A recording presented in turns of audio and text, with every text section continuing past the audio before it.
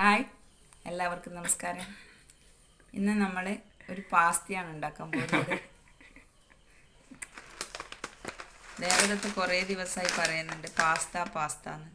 ഇന്ന് ഒരു പാസ്ത ഉണ്ടാക്കാൻ പോവുകയാണ് നമ്മൾ. ഒരു മില്ലറ്റിൻ്റെ പാസ്തയാണ് ഉണ്ടാക്കുന്നത്. ഇതാണ് പാസ്ത.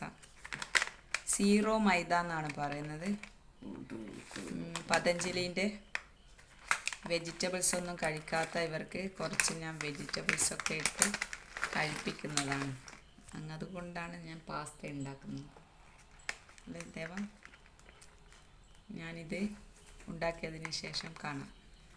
എല്ലാവരും ഒന്ന് ട്രൈ ചെയ്ത് നോക്കണം. ഓക്കെ, മുറിക്കും.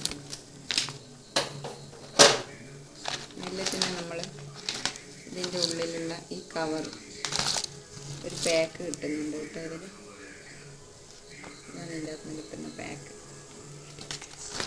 ഇതിനെ ചൂടുവെള്ളത്തിലേക്ക് ഇടുകയാണ്. പാസ്തയെ നമ്മൾ തിളച്ച വെള്ളത്തിലേക്കിട്ട്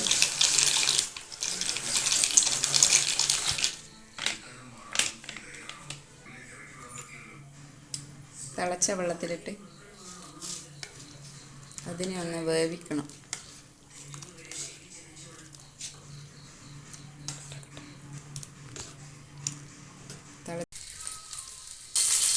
കുറച്ച് ഉള്ളി, കുറച്ച് ക്യാരറ്റ്, കുറച്ച് തക്കാളി, ഇതാണ് നമ്മൾ ഇതിലേക്ക് ആഡ് ചെയ്യുന്നത്.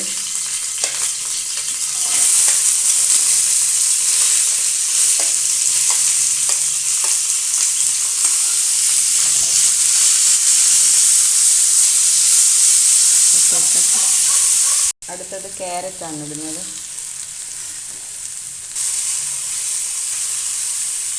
തക്കാളി ഇടുന്നുണ്ട്.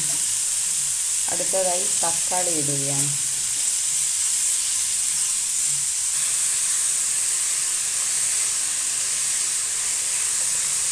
ഇതെല്ലാം മിക്സ് ചെയ്തതിന് ശേഷം കുറച്ച് പച്ചമുളക്, കുറച്ച് ഇഞ്ചിയും, കുറച്ച് വെളുത്തുള്ളി പേസ്റ്റ്. ദേവദത്ത് തിളക്കും നല്ലോണം. കുറച്ച് പച്ചമുളകിട്ട്, കുറച്ച് വെളുത്തുള്ളി,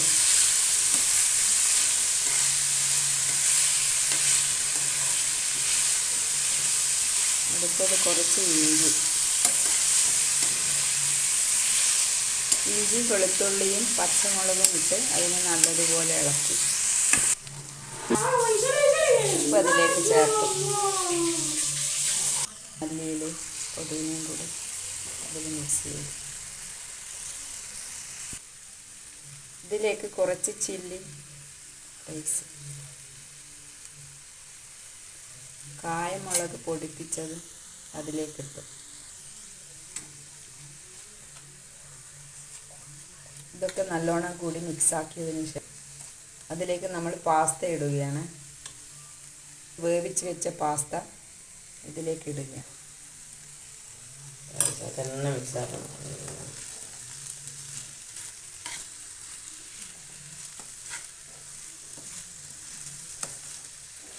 അതിലേക്കിട്ടു.